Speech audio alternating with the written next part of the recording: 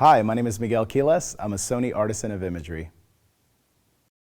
In this video, you'll learn about using a variety of cameras, lenses, and lights to achieve different looks. First, I'm going to go ahead and start off shooting these shots with the A7R2 with the 85mm 1.4 G Master lens. One of the things that I love about the 85mm 1.4 G Master lens is its versatility. It is really a lens that is made to photograph people. It is a portrait lens through and through. And the reason why I say that it's a portrait lens is that it gives you this beautiful compression. If you shoot a portrait with a wider lens, something like a 35 or a 25, you're going to notice that the person is going to look much wider and much bigger than they actually look in real life. As to where the 85mm lens gives you this beautiful compression to where the head and the face looks as it would if you saw somebody in person. It actually is not distorted and it's not stretched out. So the 85-1.4 has beautiful compression when you're shooting portraits. First few shots, we're going to kind of ease into it, do your different expressions, different looks, and we'll see how these lights play off. There's also an added element to it, which is that it's very, very sharp, very, very detailed. Excellent. If you're shooting it, let's say in the studio environment where I'm shooting it, that comes in handy to have that sharpness and that detail. That's one of the big reasons why I love using the 85-1.4 is just that sharpness and that versatility that I could shoot at a high aperture and it could be sharp, and then also shoot wide open and still be sharp with beautiful, beautiful bokeh. Next, I'm going to go ahead and I'm going to put the 70-300 on the A7R2. Again, keeping the lights exactly the same as the prior setup.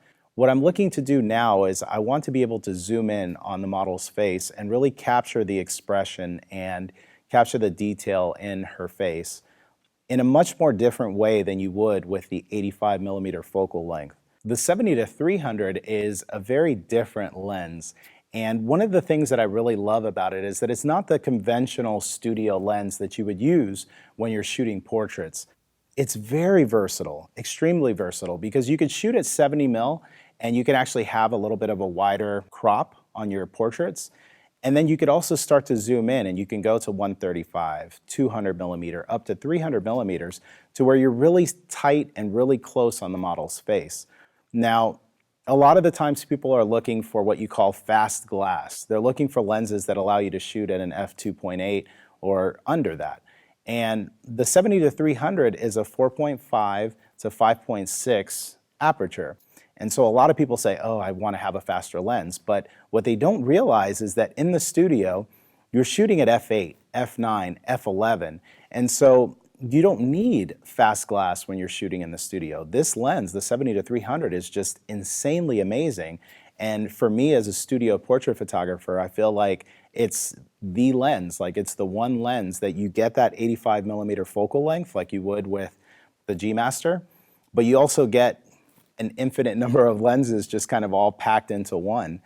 Extremely sharp, very, very lightweight as well. And so that's part of the reason why I love the 70-300 is just its amazing versatility. Now we're going to go ahead and use the 90mm 2.8 macro on the A7R2. We haven't changed any of the lighting settings. We haven't changed anything with the modifier. We've kept everything exactly the same. We just switched the lens. The 90 macro is going to be something that captures a lot more detail. It's going to be a lot sharper. I'm still going to be able to get a lot closer to her face as well. So that's really what we're trying to do is it's kind of a mix between the 70-300 where we're going to shoot something a little bit tighter, but we're going to have the added benefit of additional detail and additional sharpness, which is going to give more of a high def look to those portraits. The 90 macro is a very special tool in my arsenal of lenses, and I kind of jokingly call it Excalibur because it is just the sharpest lens in my toolkit. And while I don't use it all of the time, it's basically one of those lenses that if I'm trying to get maximum amounts of sharpness and maximum detail, the 90mm 2.8 macro is going to be my go-to lens. For the shots that I'm shooting today, I'm going to want to get some images that have all of this detail that really show off the work that the hair and makeup artist did on her makeup, on her lipstick, on her nails. These are all things that a lot of people wonder if you add this additional detail in post, but in actuality, I'm capturing it all in camera using this 90mm macro. Now we're going to go ahead and use the Sony A6300 paired with the 50mm 1.8. This combination is really new. It's only been out now for a very, very short period of time, but it's a fantastic combo.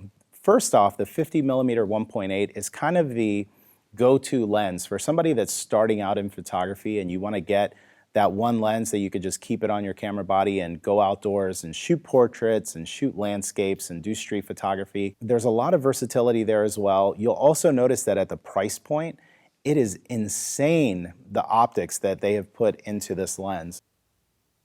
One of the things that I really love about this combination of the A6300 and the 50mm 1.8 is that you can get amazing quality of images in a combination that probably wouldn't be the first combo that you would think of if you were trying to shoot studio portraits. This may not be the go-to setup for them because they haven't seen it being used properly. So that's why I'm super excited to be able to show you that you could take this A6300 with a 50mm 1.8 and you could take spectacular quality images using a very small, very lightweight combo. It's great for shooting it in the studio. You can take this camera with you everywhere because it's so small and so compact. So that combination for me, I think is something that makes that package very, very appealing to a lot of photographers. We've changed our lighting setup a tiny bit here. I've taken off the big, huge monster light modifier and we are now putting on a soft silver umbrella. It's going to be off to my right side. And part of the reason that I'm doing that is I want to be able to have a little bit of shadow to really define the curvature of her face. I still want the shadows to be soft though. So that's part of the reason why I don't have a bright silver interior in this umbrella. It's kind of a soft silver interior, and that basically is going to make the shadows apparent, but they're not going to be super, super dark. And so with this setup, you're going to see that they're going to look very, very similar to the shots that we got with all of the other camera bodies and lenses, but we're doing it almost on a budget here because the camera body is going to be a little bit more affordable, the lens is a little more affordable, and then of course the lighting modifier, you could probably buy an umbrella for maybe $30 or $40. Beautiful. There we go. Next shot, bring the eyes to me, just the eyes. Do that same one more time, just the eyeballs. There you go.